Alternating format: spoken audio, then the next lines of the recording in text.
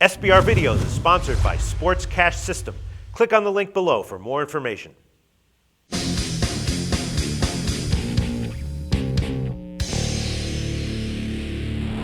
Hi, welcome to SBRForum Videos. I'm Peter Loshak. We are previewing Week 4 in the NFL, and right now we are talking with Scott Kellen from SixCentSports.com. Scott Kellen, very well-respected NFL handicapper. He is 3-2 against the spread in his picks with us in our videos this year. Scott, thanks for joining us again this week.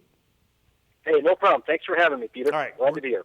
We're going to talk about Bears at Lions. Tough, interesting game and tough line. Before we do, give a plug for SixCentSports.com. Yeah, thanks. SixCentSports.com. The listeners can go out there. As I've said every week, very transparent with our record. You can see the last 11 seasons. We've won 9 out of the last 11 seasons in the NFL. And we've got season packages as well as 4-week packages up there.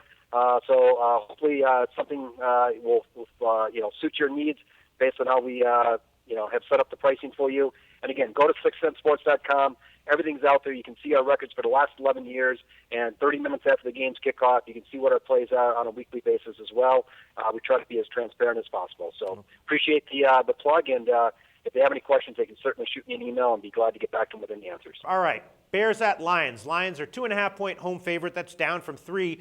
Totals 48, down from 47.5. And I guess the big news for this is that Nate Burleson, the Lions' leading receiver, is out for this game. He broke his hand trying to save some pizzas or something like that, but he is out for this game. How much does that hurt them? I'm not exactly sure, but it's got to hurt them at least a little bit. The Bears, though, they rolled Pitt, but Pitt's just a sloppy mess right now, so I'm not sure how much we can read into that. I'm not sure exactly which way I would lean with this line. I guess even with Burleson out, I would lean towards Lions minus 2.5. But I'm sure you have some numbers that can shed a lot more light on this.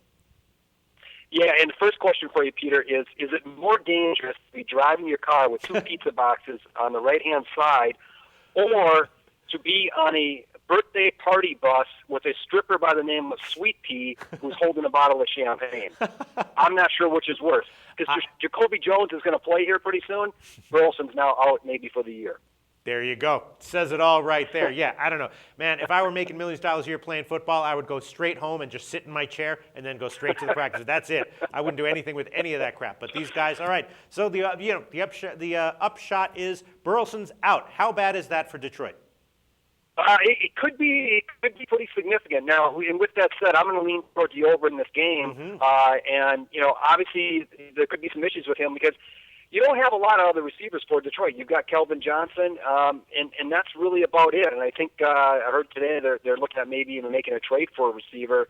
And even if they got someone fairly significant like Kenny Britt or Josh Gordon or something, I don't know how much they would plug into the system this week anyway. But with that said, I'm still going to lean towards the over in this game. Chicago's 3-0 on the year, but they're allowing 8.1 yards a pass this year. So they're giving up a lot of big plays in the passing game. Cincinnati was able to move the ball at them pretty easily the first week. The Vikings did it the second week. And then obviously Pittsburgh, of all teams that's been struggling so badly, did it last week as well. So, and Detroit's at home where they looked very good the first week at home against Minnesota, and that defense obviously has not looked very good so far this year. But I think Detroit can move the ball against this Bears defense. And the Bears, I think, are going to be able to move the ball. They've got plenty of weapons. Detroit's weakness is the secondary, and the Bears got enough weapons out there that I think they can move the ball as well.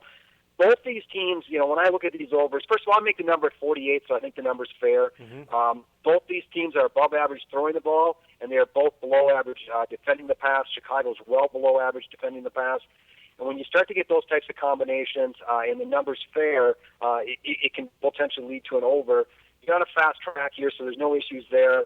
Neither team runs the ball very well. And that, I had the over in the Green Bay Cincinnati game last week. Now, the Packers actually ended up running the ball very well, but I didn't expect either team to run the ball that well, and so there'd be a lot of passing. I think it's going to be kind of the same thing here. Hopefully Reggie Bush is back. He would make a significant difference for them.